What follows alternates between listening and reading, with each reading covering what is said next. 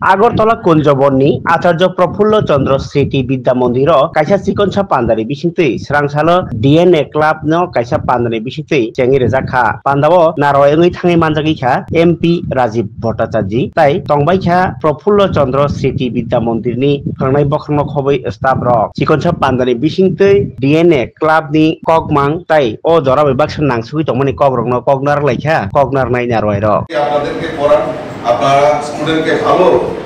একটা মার্কেবল জায়গায় নিয়ে যাওয়ার জন্য সবসময় একটা কম্পিটিশন আপনাদের মধ্যে থাকে যে আরে আমার স্টুডেন্ট জায়গাতে পৌঁছাতে হবে তার জন্য আপনারা অক্লান্ত পরিশ্রম করেন তো তার পাশাপাশি এই পরিবেশ এবং এই যে পরিবেশটা আমার পরিবেশ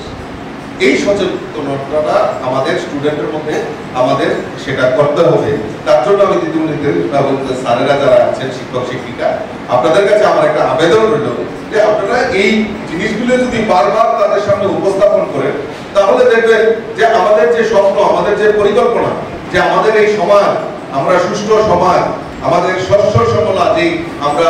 কথাগুলি বলতাম সেগুলি বাস্তব রূপ নেবে তো আমি আমার আলোচনা বেশি আর দীর্ঘায়িত করছি না আমি আবারও এই যারা ছাত্রছাত্রী তাদের কাছে আবেদন রাখবো যে পুঁথিগত শিক্ষায় শিক্ষিত হতে হবে আর এই পরিবেশটা আমার এই সমাজটা আমার এই বিদ্যালয়টা আমার আরেকটা জিনিস দেখবে যে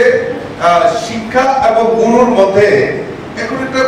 বেশ ডিফারেন্স আমরা পরিলক্ষিত করছি আমিও এজ এ গার্জেন তো অনেক সময় কি হয় যে আমরা এই শিক্ষা এবং শিক্ষার প্রতিষ্ঠান সম্পর্কে আমাদের ছাত্রছাত্রীদের একটা অনীহার জায়গায় পৌঁছেছে কমার্শিয়াল যেন কিরকম একটা ভাব হয়ে গেছে এটা পরিলক্ষিত করছি আমি বলবো যে আমরা দিনের 24 ঘন্টা সকাল থেকে পরের দিন সকাল অবধি আমরা 24 ঘন্টা তার একটা মেজর পোরশন আমরা বিদ্যালয়ে আমরা আসি আমরা দেখবে সকালবেলা ঘুম থেকে উঠে আমাদের পরিবারের যারা গার্জেনরা রয়েছেন তারা হাত মুখ ধুয়ে প্রথমে ঠাকুর প্রণাম করেন আমরাও করি আমরাও সূর্য প্রণাম করি ঠাকুরকে প্রণাম করি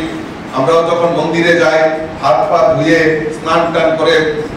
নতুন জামা কাপড় আমরা শুদ্ধতা অবলম্বন করি ঠিক এইরকম ছাত্রছাত্রীদের ক্ষেত্রেও এই বিদ্যালয় হলো মন্দির আর বিদ্যালয়ে যারা আমাদেরকে পড়াশোনা করান আমাদের গার্জেন তারা হলো আমাদের শিক্ষাগুরু অর্থাৎ এই মন্দির এবং শিক্ষাগুরুর যে পবিত্রতা সেটা আমাদের রক্ষা করতে হবে আমি বিদ্যালয়ের সমস্ত টিচার্স এবং যারা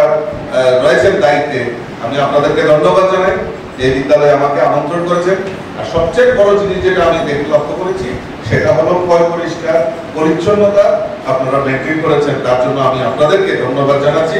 তো আমি আমার আলোচনা